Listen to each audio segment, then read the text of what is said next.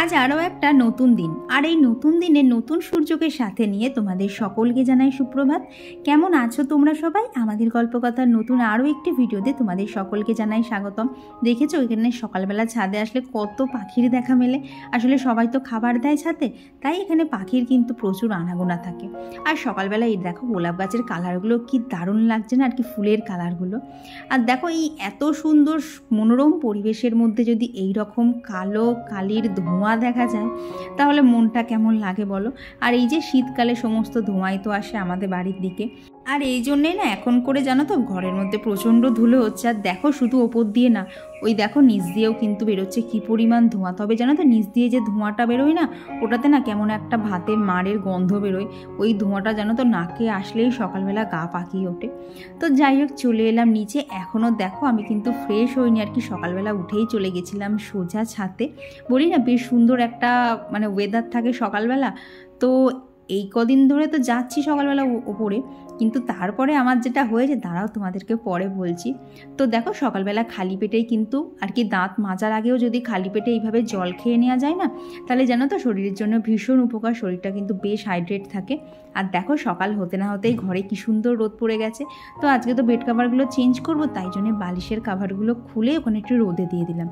থাক এখন আমি চুপচাপ নিজের মতো ফ্রেশ হই, ততক্ষণে বালিশ কটা রোদ পেয়ে যায়। আর এই যে আমাদের ফ্যামিলির আরও দুজন সদস্য এখানে জলের মধ্যে খেলা করছে। সকাল সকাল এই হচ্ছে আমার অবস্থা, দেখছো তো ঘরের মধ্যে কীরকম রোদটা পড়েছে। আর তোমাদেরকে তো বললাম যেই না জলটা খেয়েছি আরও শীত ধরে গেছে।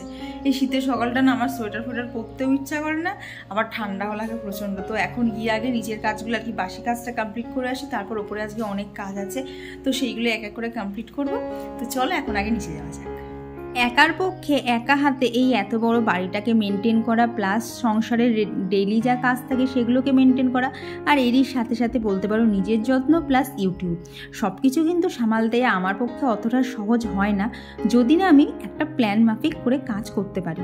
তো বলতে পারো প্ল্যান মাফিক সমস্ত কাজ করি বলেই না সারাদিন থেকে নিজেকে এতটা এনার্জেটিকও রাখতে পারি, আর আমার সমস্ত কাজই কিন্তু হয়ে যায়। আর আজকে সেই টিপসগুলোই তোমাদের সাথে শেয়ার করব যে কিভাবে একা হাতে সমস্ত কাজ করা যায়। দেখো একা হাতে সমস্ত কাজ করতে গেলে কিন্তু সবার আগে নিজেকে ফ্রেশ মাইন্ডে থাকতে হবে। মাথার মধ্যে কিন্তু হাজারো রকম চিন্তা টেনশন নিয়ে না একবারে কিন্তু এত কাজ করা যাবে না। কিন্তু দেখো আমাদের প্রত্যেকের লাইফেই কিন্তু কম বেশি চিন্তা টেনশন থাকে, তবে যখন কাজ করব না আর কি যখন যে কাজটা করব তখন কিন্তু সেই সমস্ত এক্সট্রা চিন্তাগুলো সরিয়ে যে কাজটা করছি তার উপরে কিন্তু ফোকাস করতে হবে। তো সবার আগে দেখলেই তো আগে প্রথমে নিজেকে রিফ্রেশ করে নিলাম, তারপরে কিন্তু ওদিকে বাসি কাজও কমপ্লিট হয়ে গেছে, রাস্তা ঝাঁট দেয়া জল দেয়া। তো তারপর চলে এলাম হচ্ছে ঘরে। আর এই যে ফ্রেশও কিন্তু এর মধ্যে আমি হয়ে গেছি। দেখো যে হেয়ার টনিকটা ইউজ করছি তার ফলে কিন্তু চুল পড়াটা একদমই আমার কমে গেছে। তো খুব শিগগিরই তোমাদের সাথে সেটা শেয়ার করব। আমি আর 3-4 দিন ইউজ করে নিই, তারপরেই তোমাদের সাথে শেয়ার করব। তো এখানে নিজের স্কিন কেয়ারটা করে নিলাম, কারণ দেখো সংসারের সমস্ত কাজ তো আমার জন্য থাকবেই, কেউ তো সেগুলো করে দিয়ে যাবে না। কিন্তু এইসবের চাপে পড়ে যদি নিজের যত্ন না নেই, তখন কিন্তু দিনের শেষে যখন নিজে আয়নার সামনে দাঁড়াবো তখন কিন্তু নিজেরই নিজেকে পছন্দ হবে না, আর সেটা কিন্তু আমাদের মনের ওপর খুব একটা পজিটিভ ভাব ফেলবেই না। তো সব কিছুর মাঝখানে কিন্তু নিজেরও যত্নটা নেওয়া খুব দরকার। আর দেখো এইটুকু স্কিন কেয়ার করতে কিন্তু বেশিক্ষণ না, ওই 5 থেকে 7 মিনিট লাগে। কিন্তু এই 5-7 মিনিটের স্কিন কেয়ারটা যে আমাদের প্রত্যেকের জন্য কতটা দরকার সেটা যারা আমরা করি তারা তো অবশ্যই জানি, আর যারা করি না তাদেরকে বলবো প্লিজ একবার রুটিনের মধ্যে তোমরা যদি এটাকে ইনক্লুড করে নিতে পারো তাহলে কিন্তু অনেকটাই সুবিধা হবে। আর এই যে এখন অনেকগুলো কাছাকাছি জমেছে, দেখলে তো মেশিনের মধ্যে আগেই অনেক কটা দেয়া ছিল, আর সকালেও বেশ কিছু তুলেছি, দিয়ে এখন এখানে মেশিনটা চালিয়ে দিলাম। এইবার বলতে পারো মেশিনটার কাঁচা কমপ্লিট হতে হতে একদম full on energy plus full speed সমস্ত কিছু দিয়ে কিন্তু এখন আগে ঘরটাকে ক্লিন করে নিতে হবে। তো এইখানে আমি কি করি বলো তো, যখনই আর কি বিছানার কাভারটাকে তুলি না তখনই কিন্তু বেডটার ওই সাইড আর কি নিচের দিক ওপর দিক সমস্ত জায়গাটাই কিন্তু ভালোভাবে একটা শুকনো ন্যাকড়া দিয়ে মুছে নিই। কারণ দেখবে যতই মুছি একটা যখন 1 সপ্তাহ 10 দিন পর যখন বিছানার চাদরটা চেঞ্জ করা হয় না তখন কিন্তু দেখবে একটা ধুলো পড়ে। তাই সেটাকে যদি রেগুলারিটি মেনটেন করি পরিষ্কার করে নেওয়া যায় তাহলে দেখবে ঘর কিন্তু সবসময় পরিষ্কার থাকবে। আর যেহেতু সারাদিনের শেষে আমরা যখন খাটে এসে শোবো তখন যদি চারিদিকে খাটের ধুলো থাকে সেটা কিন্তু একদমই ভালো লাগবে না। তো এদিকে দেখো যে ফুলদানিটা ছিল সেটাকেও ভালোভাবে পরিষ্কার করে নিয়েছি। আর একটা কাজ যেটা আমি সবসময় করি যখনই বিছানার চাদরটাকে চেঞ্জ করি সেটা হচ্ছে তোষকটাকেও কিন্তু ভালোভাবে ঝেড়ে দিই। এতে কি বলো তো, আমার তোষকে খুব একটা নোংরা বসে না। তো তোমরা অনেকেই বলো যে বিছানার নিচে এইরকমভাবে জামা কাপড় রাখতে গেলে ধুলো হয়ে যায়। তো আমার ক্ষেত্রে কি হয় বলো তো, প্রথম থেকেই তো এইটাকে মেনটেন করে আসছি, তাই সেইভাবে এখনও ধুলো পড়েনি।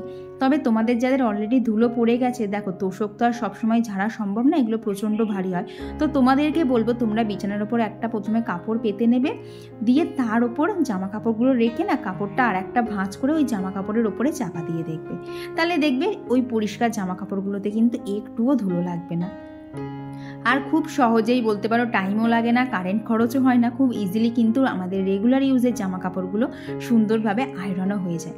তো এইদিকে দেখো আমার বিছানার চাদরটাকে পাতা তো হয়ে গেছে, এখন বেশ সুন্দর করে টান টান করে দিচ্ছি।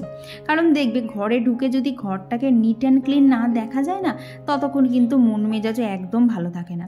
কারণ সারাদিন কাজে শেষে যখন ঘরে আসবো তখন কিন্তু জায়গাটা আমার হয়ে যাবে রিফ্রেশমেন্টের জায়গা, আর সেখানে যদি এক গাদা কাজ পড়ে থাকে সেটা কিন্তু কখনোই ভালো লাগবে না।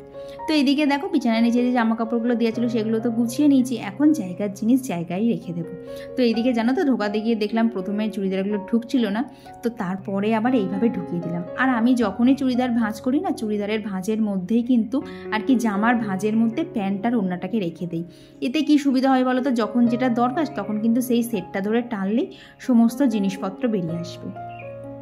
তো এখানে তো আমার জামা কাপড়গুলো গোছানো কমপ্লিট হয়ে গেছে, এখন এইখানটা আর কি ঘরটা ডাস্টিং করে নেব। আর এই ডাস্টিং করাটা যেহেতু আমি প্রত্যেক দিন না হলেও ধরো একদিন অন্তর যেহেতু করি না, তাই আমার কিন্তু বেশি ধুলো পড়ে না। তাই আমি যেহেতু রেগুলারিটি মেনটেন করে করি, তাই কিন্তু আমার ঘরেও বেশি ধুলো জমে না।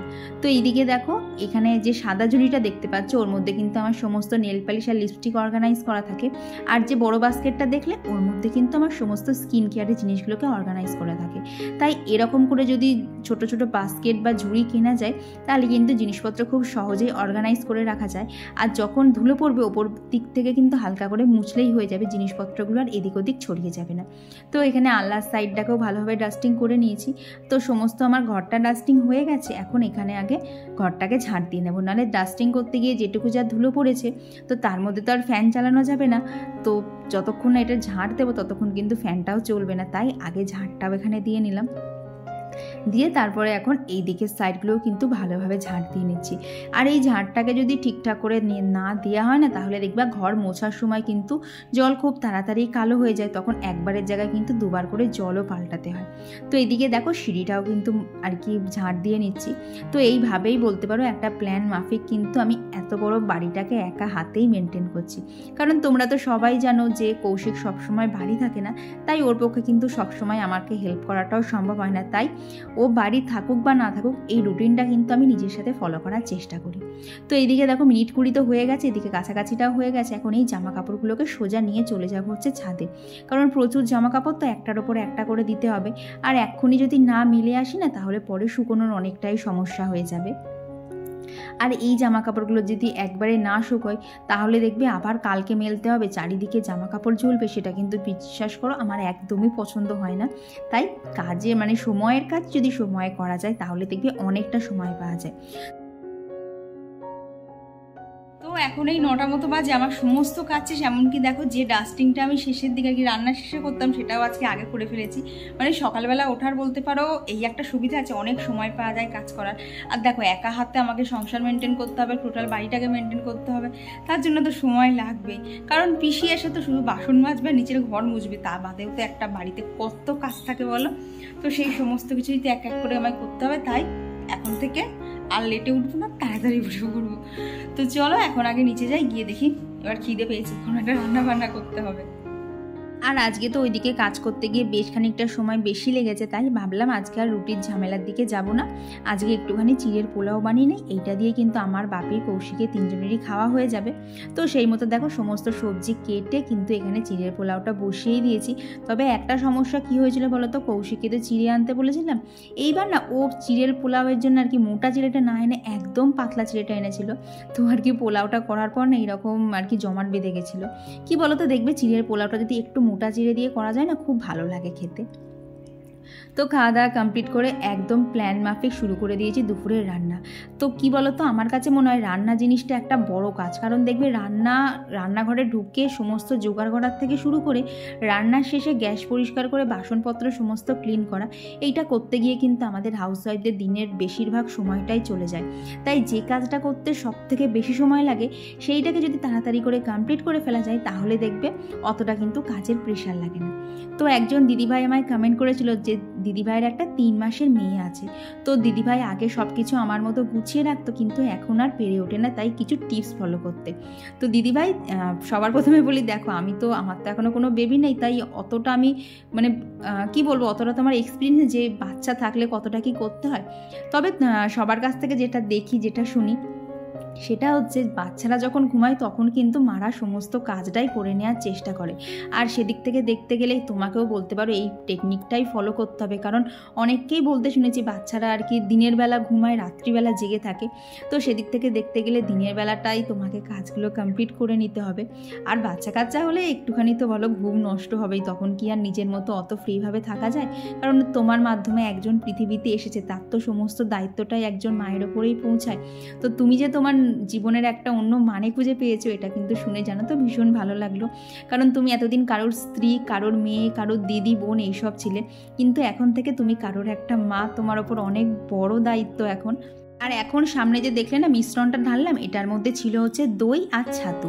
দেখবে সবসময় কিন্তু পনিরের তরকারিতে আমাদের পক্ষে কাজু বাদাম কিশমিশ দেওয়া সম্ভব হয়ে ওঠে না। তো সেদিক থেকে দেখতে গেলে যদি একটুখানি ছাতু অথবা বেসন একটুখানি শুকনো খোলায় ভেজে এর মধ্যে দেওয়া যায়, তাহলে দেখবে গ্রেভিটা কিন্তু একটু ঘন হবে আর টেস্টটা অন্যরকম হবে।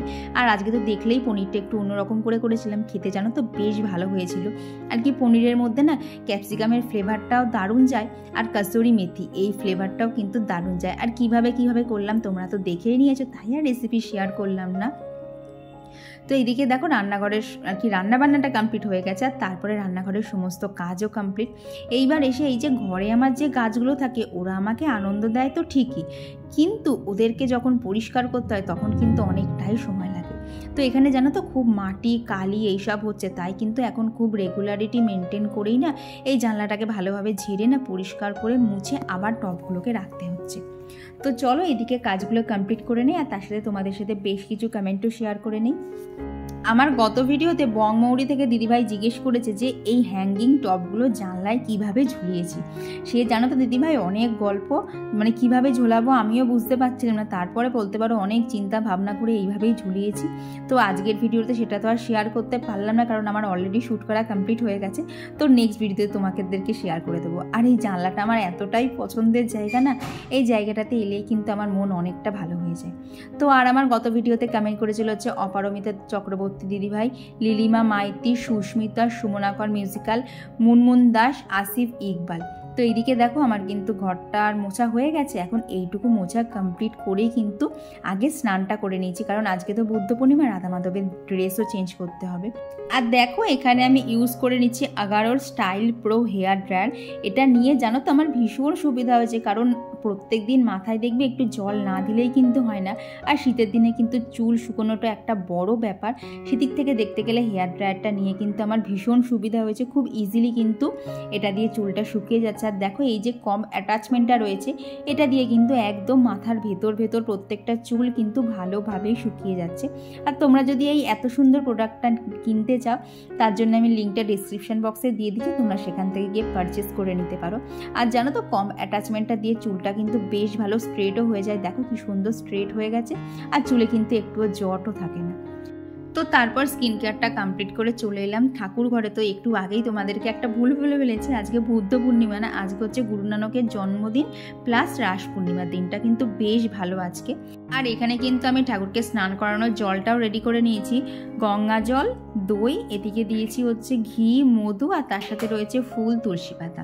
তো সমস্ত কিছু দিয়ে জলটা রেডি করে নিয়েছি। আর দেখো আমার যেহেতু স্নান করানোর পাত্রটা খুবই ছোট, তাই একটা গামলার মধ্যে বসিয়ে নিয়েছি। আর এদিকে দেখো প্রথমে রাধারানীকে স্নান করিয়ে নিচ্ছি। তো এখানে তো ঠাকুরের দেখলে সমস্ত জুয়েলারি খোলা কমপ্লিট।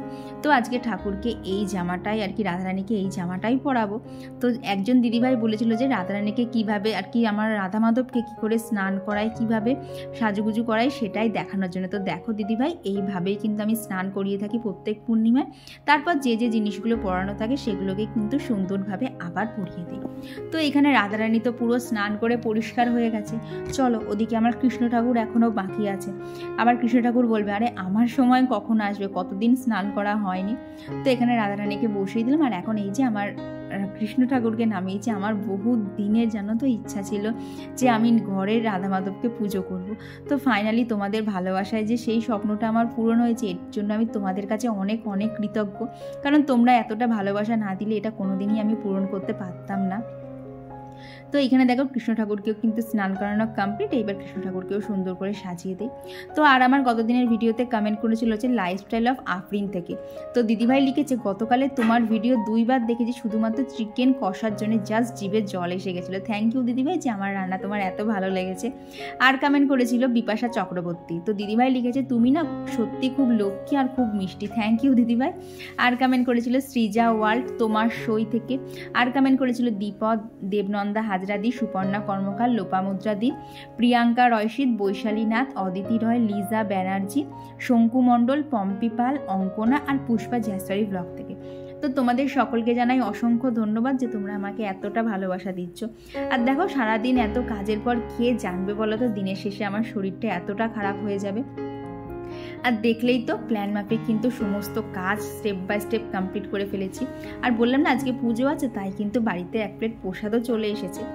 আর এরই মধ্যে কিন্তু বাপিরও খাওয়া দাওয়া কমপ্লিট হয়ে গেছে। আর এখন এই যে আমাদের খাবারটাও নিয়ে নিয়েছি। আর দেখেছো পনিরটা তখন কতটা ঝোল নামিয়েছিলাম না, এখন কতটা টেনে গেছে। তো চলো আবার পরে দেখা হচ্ছে। তো আবার অনেকক্ষণ পরে ভিডিওটা স্টার্ট করেছি। বাজে হচ্ছে 11টা, মাঝখানে জানো তো কোনো ভিডিও করতে পারিনি, এত টেম্পারেচার বেড়ে গেছিলো। আমি চুপচাপ শুয়েছিলাম, মানে এখনও খেয়ে দিয়ে ওপরে এসেছি। তো মানে নিচ থেকে ওপরে আসাটা আমার কাছে একটা বড় টাস্ক ছিল। মানে আমি উঠতে পারছি না, তার থেকেও বড় ছিল খাওয়া, সেটাকেও খেতে পারছিলাম। কিন্তু এখন ওষুধ খাবার আছে, যা হোক করলেও কিছু হলেও খেতে হবে, নাহলে কালকে সকালবেলা থেকে টানতে পারবো না।